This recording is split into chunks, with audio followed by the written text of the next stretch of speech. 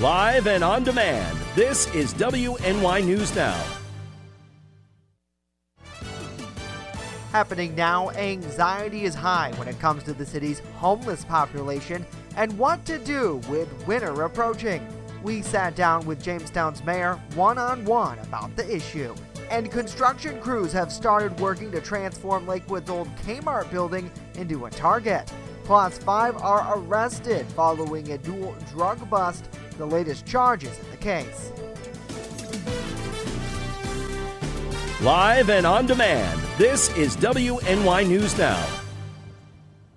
Thank you for joining us for WNY News Now. I'm Justin Gould. Those stories and more are coming up. But first, from crime to housing to concerns about the growing homeless population in Jamestown, residents got the chance to speak directly with local leaders during a forum last night. As our Julia Gress reports, the meeting was held at First United Methodist Church. This was the first large-scale public feedback session held since the pandemic. So this year, up until August 14th, that's the most recent statistics I have, we've had 16 confirmed shootings, compared to last year was 19. That was the entire year. Council President Tony Doltz organized this forum following a fatal shooting 1 month ago. One community member suggested that more money from the American Rescue Plan should be used to combat gun violence, specifically that $2 million of the initial $28 million should be spent to hire more police officers and invest in new programs. Therefore, I would hope that we would embark in following what's necessary is to assist our police department, provide them with the equipment, the manpower. They don't have a street crimes unit. They don't have highway patrol people actively enforcing speeding. Others were concerned about the department's ability to quickly respond to calls, especially shootings. At minimum, there's 3 officers on the road, a supervisor, a desk officer, and a jail officer. That's the minimum we can have on the road. If somebody, the response time for a shots fired call is everybody's going to go. Everybody, even if they're on a call, they're going to go as soon as they get there. They're going. Many argued that dilapidated housing and crime go hand in hand. We have condemned a lot of properties in the past couple of years. That is not something that we do lightly, and it's not something that we ever really want to do, because most of the time when that happens, we are potentially displacing somebody. The city is working on a process known as 19A Actions, which is a special proceeding to take ownership of abandoned dwellings so they can be rehabilitated. Right now, in process, we're working on a nuisance ordinance update, a rental inspection ordinance, a vacant property ordinance. The rise in Jamestown homeless population was also among top conversations, with Mayor Eddie Sundquist addressing the issue. What we've seen in other cities, and when I've talked to other mayors, they have found that when the faith leaders and the resource providers work together to create a partnership, then they've been able to tackle emergency sheltering, getting resources to where people are, getting folks off the street. Julia Gress, WNY News Now. Julia, thank you. Now, following that meeting, local leaders say they're going to review the feedback collected there before working to take additional action to address the issues which were presented. And one of those big issues, the rising homeless population here in Jamestown. Now the pressure is on for officials to find a solution to the problem before temperatures drop. Our team coverage continues today with Alyssa Wright, who joins us in studio to outline the city's plan for the fall. Alyssa? Justin, Jamestown Mayor Eddie Sundquist sat down with me one-on-one about what he and others are doing to try and create a safe and warm environment for the homeless before the ever-approaching winter season hits. We're trying to work together with all of our providers, with our faith-based groups, to try to create some emergency sheltering during the winter time, and to be able to provide a space where we know people are going to be at, and be able to bring the resources that people need and want to connect to right to them. Right now, the city is not equipped to handle such a large number of people on the street. We used to have a small homeless population, a census of maybe 25 to 30 that we would normally count every couple months. We're starting to see larger encampments, upwards of 70 people or more. The challenge has changed, right? We used to be able to provide services for individuals and resources, and all of our organizations are set up for a smaller amount of people. Currently, there are 2 shelters in operation, with more to come. One for men and another for women, mostly of domestic violence. So you're actually not looking at a lot. When we had shelters that would go up to normally about 20 people, it would be more than enough to house a smaller homeless population. There are 2 other shelters in the works, one for women and for kids, and another for various different types of individuals. With winter approaching quickly, there is a new plan to temporarily house those who need it, but the mayor recognizes this program is not without flaws. Currently, the county uses a program called Code Blue. So once the temperature drops below 32 degrees, individuals can be housed in hotels, motels, or other emergency shelter. In addition, the county has a bunch of warming centers that allow you to go get warm, but then you're back out on the street. In the end, there are 2 goals officials have in mind. In the short term, they want to provide emergency shelter and resources for the homeless come wintertime. And as for the long term, the hope is to connect individuals with resources that will help get them back onto their feet and into a more stable situation. Reporting live in studio, Alyssa Wright, WNY News Now.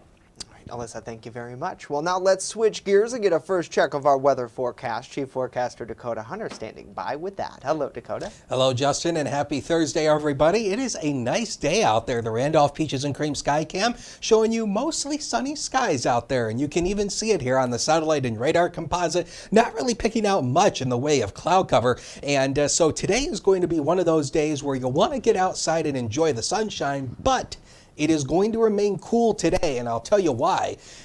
The high yesterday was 72. We started the day at 50, but some areas, especially in the inland valleys, dropped in the upper 40s this morning. So a nice taste of fall. 93 and 29 are the records. So through the afternoon, a lot of sunshine for everybody, a few clouds, and it feels like fall. 64 on the highest hills to 70 right along the lakeshore. There's your culprit, a north to northeast wind that brings in that cooler air around 5 to 10 miles per hour. Now we're going to stay dry over the next couple of days. Then we have a shot of rain. I'll talk about it in the Ultimate Satellite Solutions 7-day forecast later on in the show. Justin. All right, Dakota, we'll see you back in a bit. Thank you, sir, as we continue that familiar bullseye. It's headed to the Jamestown area.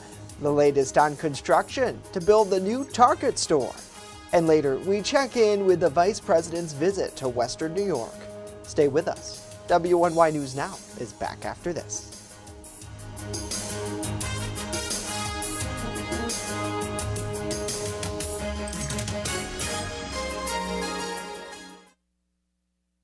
You're watching WNY News Now, your source for breaking news. EagleZip.com is your local one-stop shop for all of your home and business computer needs. Located on Fluvan Avenue Extension, just outside of Jamestown, EagleZip.com sells and services all brands of desktops and laptops, as well as servers and network equipment for your business. All new computer sales include transferring your data from your old computer plus a 2-year warranty. Call EagleZip.com today. Stop by EagleZip.com today and let us make computers easy for you. I'm a survivor. I'm a survivor. I'm a survivor. Testicular cancer is the leading form of cancer in men aged 15 to 35. 1 in 250 men will be diagnosed with testicular cancer. But 98% will survive if detected early. As a survivor, I believe early detection is the key. Learn how to do a testicular self-exam and other important facts about testicular cancer at oneball4tc.com. Looking for a fair and honest auto mechanic? Look no further than DeWyas Auto Service. Located at 140 Main Street in Randolph, our family-owned business is ready for all of your automotive needs. From general service to more complex repairs, count on DeWyas Auto to keep you on the road. We not only keep your cars running smoothly, but also looking great with our expert detailing crew. Send us a message on Facebook or call us today at 716-358-2292 to set up an appointment. DeWyas Auto Service. Fair, honest, and the best prices guaranteed. When severe weather breaks, one team has you covered, tracking the storms as they happen. Catch your First Defense forecast daily on WNY News Now. It appears construction crews have begun work to remodel the old West Ellicott K-Mart on Fairmount Avenue. This morning, several workers were on hand to fix up the exterior facade of the building, which will be the new home to Chautauqua County's first Target store. Last fall, a Target spokesperson confirmed that the company purchased the 117,000 square foot property. This will be the first time since August 2019 that a business will operate out of that location after K-Mart closed as part of a nationwide cutback by their parent company, Sears. However, the acquisition has had a bumpy road. Target's corporation filed a lawsuit against the Town of Ellicott Board of Assessors in Chautauqua County Supreme Court back in July. The company sought a property tax reduction from $3.4 million to $1.7 million. Now, we reached out to Target for comment today about these renovations and so far have not heard back. A construction worker told us on scene that it could take about 6 months or more to complete a project of this size. Well, 5 people were arrested during 2 drug raids here in Jamestown.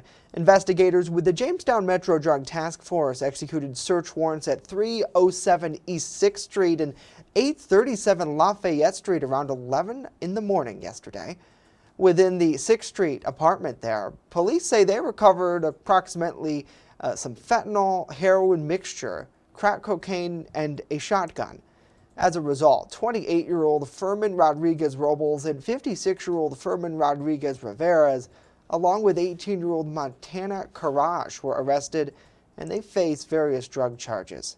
Meanwhile, on Lafayette Street, 31-year-old David Rivera Torres and 38-year-old Jacqueline Alejandro were allegedly busted with fentanyl, drug packaging materials, and scales. They also face drug charges. Now, furthermore, the 3 previously mentioned in the first raid were also charged with animal cruelty after officers found an elderly pit bull dog inside the garage. They say this dog was in poor health with open wounds to its body and was malnourished. After consulting with a local vet, that dog had to be euthanized. And police in Jamestown are reminding the public about the importance of locking their vehicles after 2 people were arrested twice this week for attempted theft. Officers with Jamestown Police say 26-year-old Devin Red-Eye and 19-year-old Elise Red-Eye of Salamanca allegedly tried to steal property from an unlocked vehicle parked at a local business around noon Tuesday. The duo was busted, and police said when their actions caught the attention of a customer inside the store. Now, this is the second time in less than 12 hours they were accused of theft. Later that night at about 10 o'clock, officers responded to another local business where the Red-Eye were allegedly attempting to steal a car. Governor Kathy Hochul recently established a Caribbean trade office to strengthen economic ties with the New York State businesses. Our New York Capitol correspondent Elise Klein hearing from those with Empire State Development about what kind of new opportunities this new trade office will bring to New York and the Caribbean businesses. Last week, Governor Kathy Hochul took steps to expand trade for New York State businesses in the Caribbean. The new foreign office will help New York State companies with international sales and exporting their products and services to the Caribbean region. It will be, shall we say, a win-win in every aspect of this. The office will be established through the Empire State Development Global New York Division. Global New York's main responsibility will be to assist New York State businesses with the exportation of their products and services. They will provide them with technical assistance through the programs they have, and in many cases give them grants to help them access these new markets. Governor Hochul said that taking this step to expand trade in the Caribbean is important and that this new office will help New York companies broaden and develop new partnerships. According to the U.S. International Trade Administration, companies that export grow faster on average than companies that don't export. They're also less likely to go out of business. Ruiz added that in today's time, companies will also be able to better withstand the fluctuation of the economy. New York State has a long history of international trade, and this new office will help grow the number of New York State companies that are exporting as well as the markets to which they are selling, which ultimately, Ruiz said, will grow business and provide more job opportunities for the local communities. This helps not only New York State's economy, but the U.S. economy at large. In Albany, Elise Klein, WNY News. Elise, thank you. In 2019, Pennsylvania lawmakers, they passed a 77, which establishes universal mail-in voting across the Commonwealth. Well, since then, especially during the height of the pandemic, mail-in voting has become a popular option among voters. However, county election officials have had a more difficult time in getting ballots canvassed, counted, and then recorded in a timely fashion, something that has taken days in past elections. State lawmakers now pushing for legislation to ease the burden by counties by establishing things like pre-canvassing. Pre-canvassing would allow counties to prepare the ballots before counting them on Election Day. We recognized shortly after the Republican-controlled legislature passed Act 77 in 2019 that there were some substantial issues when it comes to counting the ballots in an expeditious manner. Republicans say they've passed larger pieces of legislation that included pre-canvassing, but it was vetoed by Governor Wolf. There are only 6 more legislative session days before the election, and lawmakers are unlikely to pass any major election improvements before then. Well, Vice President Kamala Harris is coming off of a Wednesday visit to Western New York. She stopped in Buffalo to talk about the administration's Inflation Reduction Act. The Veep also talked about the May shooting that left 10 black people dead at the Tops Market there in Buffalo. WNY News Now's Keelan Berrien has the story. A lot has happened in the 108 days since Vice President Kamala Harris' last visit to Buffalo. New state gun laws, a multi-state gun task force, and a newly renovated Tops Market for the Eastside Buffalo community. The Vice President of the United States, Kamala Harris. And although her visit to the university at Buffalo was about solar energy, she did spend time with the victims of the May 14th shooting families and comfort the Buffalo community. However, folks feel indifferent. No, I don't feel safe walking around, period, anywhere. Seeing that the government ain't gonna do nothing really put me in a depressed state for the last 4 months. It hits harder to Lewis since he spoke to the top shooter prior to execution. He says he hasn't been the same since. I collect bottles and cans for a living, but I can't do it anymore because I'm scared to go into white neighborhoods since I haven't done it in the last 4 months. But new state gun laws are in place, hoping it will prevent future acts of violence. And Mayor Byron Brown feels confident about them. They will make New York State safer, make it harder for guns to fall into the wrong hands. 4 months later, the memorial still stands in front of the market. And as soon as you walk into the grocery store, security is right at the front to greet you. And if you look around as well, there's actually newer and added security cameras in place. But no matter how many renovations the store go under or how long ago these events take place, shoppers are never going to forget what happened on May 14th. As soon as you walk in there, the first thing you think of is this is where they were here, this is where they were in that section, and then you remember certain things that you saw and heard. It's really an ugly reality that I'm labeled as black in this country, like I'm a cram, when I'm a human being and not being treated as such. All right, Keelan Berrien reporting there for us. Keelan, thank you. Coming up later on our newscast, farmers across the U.S., they've been struggling paying off loans to help keep their farms afloat. Our Washington, D.C. correspondent Rachel Knapp hearing from Senator Kirsten Gillibrand about how to address this. And later on, which toys will make it to the National Toy Hall of Fame this year? We're taking a look at the nominees. But first, when we return, Dakota here with a full look at our weather forecast. Stay right there.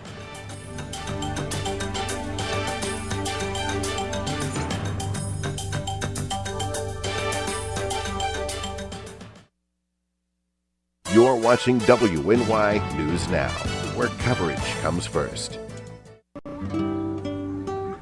Right here, baby. Look. Uma. Noah, something more than a birthday is happening here. Once you can see it, you can help. The sooner you recognize the signs of autism, the sooner you can make a lifetime of difference for your child. Start by answering a few simple questions at screenforautism.org. There's an old saying, there's no news in the newsroom. Well, it's true. The time I spend at the anchor desk is just part of my day. Most of our time is spent gathering stories in the community, stories that matter to you. We can't do it alone, and we need your help. When you see breaking news or have a news tip we should know about, drop us a line on Facebook today, email our news desk, or call our newsroom at 488-7226 so we can bring those stories straight back to you. How prepared is your family if a hurricane shows up at your doorstep, or a flood, or a blizzard? You can't just turn away a natural disaster. That's why it's important to go to ready.gov/plan now. It has the tools and tips you need to make an emergency plan with your family. So if disaster comes knocking, Let's go. You'll be ready to help keep your family safe. It's just a pizza. Yes! Make a plan today. You're watching WNY News Now, your source for breaking news. Fast, accurate, and everyday. First Defense Weather. Welcome back, everybody. Wanted to start off with First Defense Doppler radar. This is actually a time lapse, and I wanted to show you this because we threw this out on social media last night. Notice all this stuff that's being returned here. Justin, do you have any idea what this is? It is not rain. Okay, so some sort of bird, maybe? Not really. It is bugs is what this is. And the radar was picking up bugs last night and dust in the atmosphere. So I wanted to explain why that is. So the National Weather Service Doppler radar has two levels or two modes. It has what's called a precipitation mode and a clear air mode. In precipitation mode is obviously when there's rain around. So when the radar is operating in a precipitation mode, the radar is less sensitive because obviously raindrops and snow, you know, it obviously is highly reflective, so it doesn't require a lot of power to actually return back on the radar. The radar dish spins at about 2 to 5 revolutions per minute in a precipitation mode. Now in clear air mode, the difference here has to do with the sensitivity of the radar beam. So in clear air mode, the sensitivity is increased and the radar dish slows down. So it only spins at about 0.5 to 3 revolutions per minute. So that is why in clear air mode,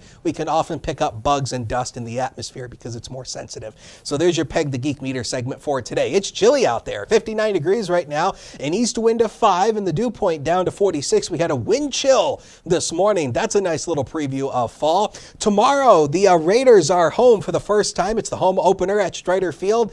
They take on Lockport. A great night for football. 70 degrees, 67 at halftime, 65 by the fourth quarter. And again, no weather hassles, and it won't be as chilly either, so you won't need a jacket at Strider Field tomorrow. Let's take a look at the satellite and radar composite. Notice we still have that north to northeast wind. That is bringing in that cooler air because we have this boundary to the south, but this high pressure is going to stay with us through the next couple of days. So there's not going to be much change to the weather tomorrow or on Saturday. Tropical storm Fiona has formed down here just to the east of the Lesser Antilles, which is right here, and now carrying 50-mile-per-hour winds. Here's the forecast track from the Hurricane Center. This is ultimately going to come across Puerto Rico as a tropical storm, and then it will start to make a northward turn up the Atlantic. We have to watch this to see if it ultimately becomes a threat to the East Coast, but that's too far out there to know at this point. So the time is moving, but the weather ain't changing on Future Scan. Just lots of sunshine, maybe a few clouds at times.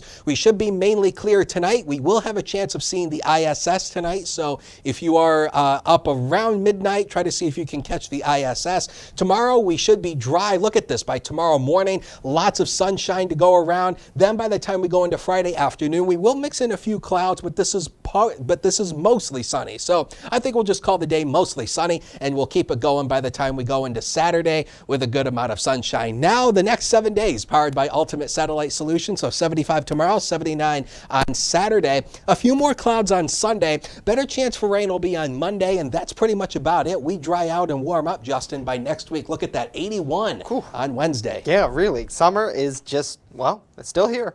Dakota, thank you. Well, Florida Governor Ron DeSantis, he's claiming credit for sending 2 planes of migrants to Massachusetts yesterday. The congressman who represents Martha Vineyard says about 50 people arrived there. In a statement, DeSantis' office now blaming so-called sanctuary states for migrants crossing the border. Governor Greg Abbott of Texas has sent migrants to Washington, New York, and Chicago. In Arizona, the governor there began sending them to D.C. earlier this week. President Biden says he's reached a tentative deal between the unions and rail companies to avert a major strike that could have halted the U.S. economy. The president called it a win for thousands of rail workers, as well as companies who will now be able to, quote, retain and recruit more workers. The agreement came around 5 in the morning today after 20 consecutive hours of negotiations at the Department of Labor. This deal will now go back to the unions for a vote, after which there will be a cooling off period for several weeks. And from dairy farms to grape producers, farmers all across our nation, they've been struggling with paying off loans to keep their farms afloat. Our Washington, D.C. correspondent Rachel Knapp spoke with Senator Kirsten Gillibrand about how to address this.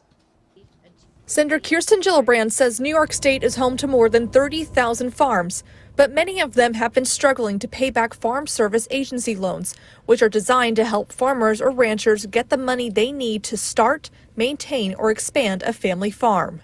With weather challenges and staffing challenges, I've met a lot of farmers who just didn't have anybody to pick their crops on time, and that caused enormous waste. So they're struggling, and it's every part of the state. To address this, Gillibrand says $3.1 billion in the Inflation Reduction Act would go towards relief for struggling farms. But Gillibrand says there's an issue in the IRA's guidelines for this relief. Unfortunately, the Inflation Reduction Act didn't lay out how the USDA would determine what farmers are eligible for this funding. This was a departure from my bill, the Relief for America's Small Farmers Act, which defined eligible borrowers as those who had an adjusted gross income of $300,000 or less for the previous 5 years. By not defining who exactly would be eligible for relief, the Inflation Reduction Act creates the potential of countless small farms to be left out of the program initially designed to help them. We reached out to the New York Farm Bureau on this. In a statement, they say in part, "We await USDA releasing final information regarding administration of the program and will share that information with New York farmers who wish to utilize the program." The senator wants the Biden administration to clarify eligibility guidelines for this relief so the feds can give these farmers the help they need as soon as possible. This is a community that is central to our way of life, and we need to make sure that every small farm is supported and valued for the invaluable role they play in our society and our economy. In Washington, D.C., Rachel Knapp reporting. Rachel, thank you. Well, which toys will make it to the National Toy Hall of Fame this year? Will the light bright shine, or is it the year of the pound puppy? Or will the spinning top finally come out on top? The following 12 toys, they're finalists for the 2022 induction into the Strong National Toy Hall of Fame. The Bingo, Briar Horses, Board Game Catan, Light Bright, Masters of the Universe, Nerf Toys, a Pinata, the Card Game Phase 10, Pound Puppies, Rack-O, now Spirograph, and the Spinning Top. They're all involved here. The National Toy Hall of Fame receives thousands of nominations annually, and this year, fans may vote for their favorite finalists from September 14th through the 21st as part of the Player's Choice ballot at the toyhalloffame.org.